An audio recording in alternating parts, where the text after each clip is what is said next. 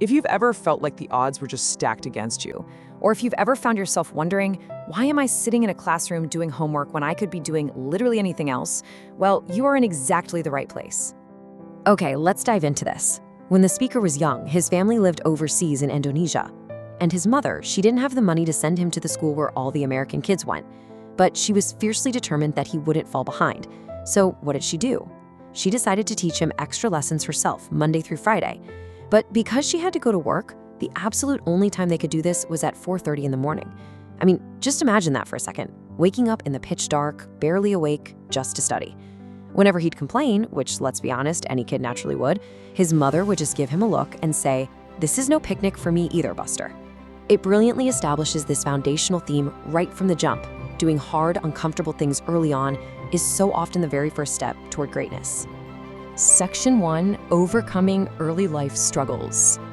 Now, what's really interesting about this slide is that it's so easy to look at successful people and just assume their path was completely paved with gold.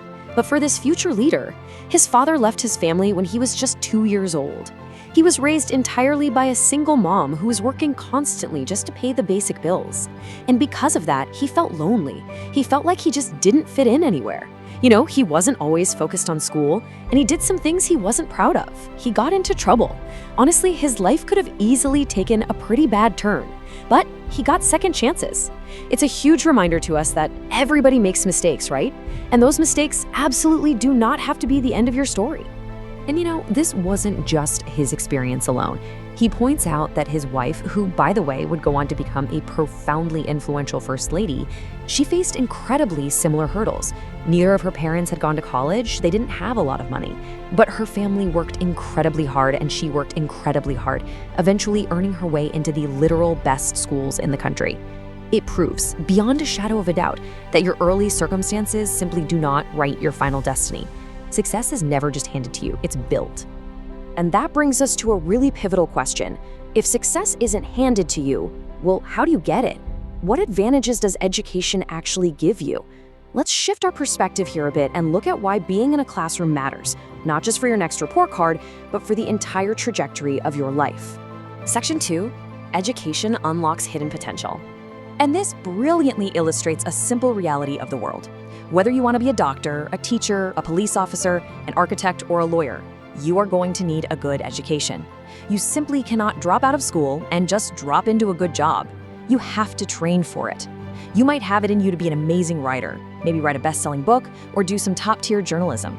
But here's the thing, you won't actually discover that potential until you are forced to sit down and write that English paper.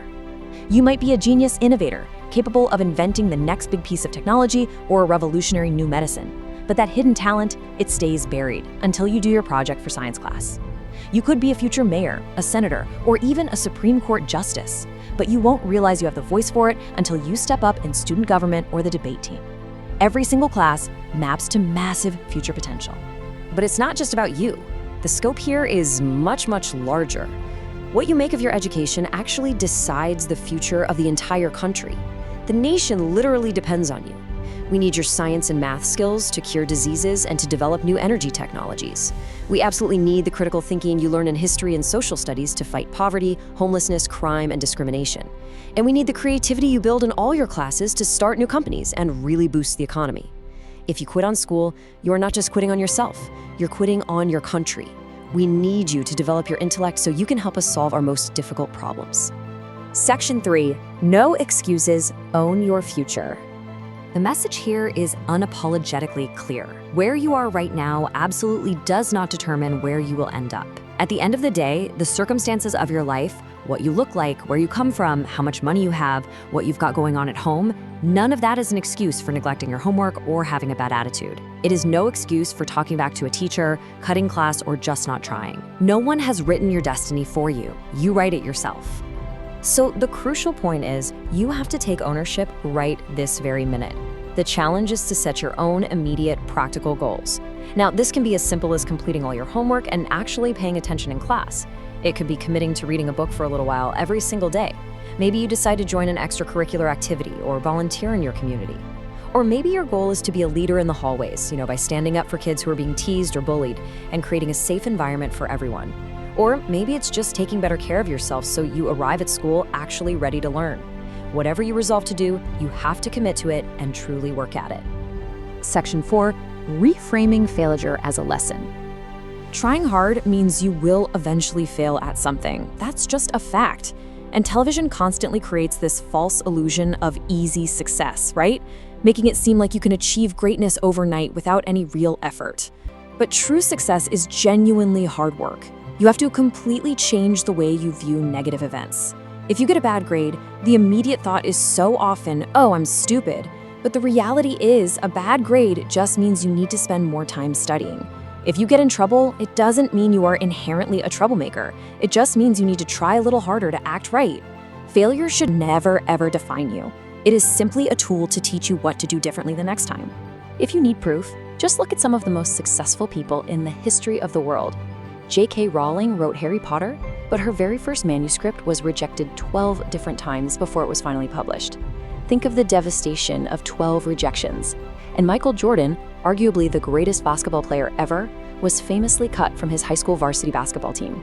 Throughout his career, he lost hundreds of games and missed thousands of shots, but he once said that he failed over and over and over again in his life, and that is exactly why he succeeds. They didn't quit when they failed, they learned. Becoming good at things takes a process. First, practice. You are not a varsity athlete the first time you play a sport, and you certainly don't hit every note the first time you sing a song. Second, revise. You're probably going to have to do a math problem a few times to get it right, or do a few drafts of a paper before it's good enough to hand in. And third, and perhaps most importantly, ask for help. Find a trusted adult, a parent, a grandparent, a teacher, a coach, or a counselor. Look, asking for help isn't a sign of weakness. It is a profound sign of strength. It takes tremendous courage to admit what you don't know, and doing so is literally the only way you allow yourself to learn something new. Section 5, your contribution to the nation. Let's move to and see how this builds, because the story of this country isn't about people who quit when things got tough.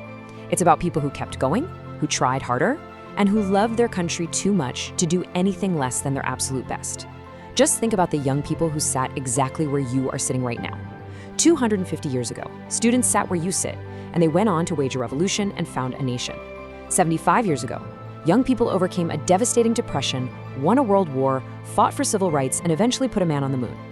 20 years ago, students sat where you sit, and they went on to found Google, Twitter, and Facebook, completely revolutionizing the way human beings communicate. Every great era of progress was driven by students who decided to take their education seriously. So I leave you with this final thought. What is your contribution going to be? What massive problems are you going to solve? What breathtaking discoveries will you make? When a leader stands up in 50 or 100 years and looks back at this generation, what will they say about what you did for the world? Great things are expected of you. Your families, your teachers, and your nation are rooting for you. Don't let them down. But most of all, don't let yourself down. Own your education, make your own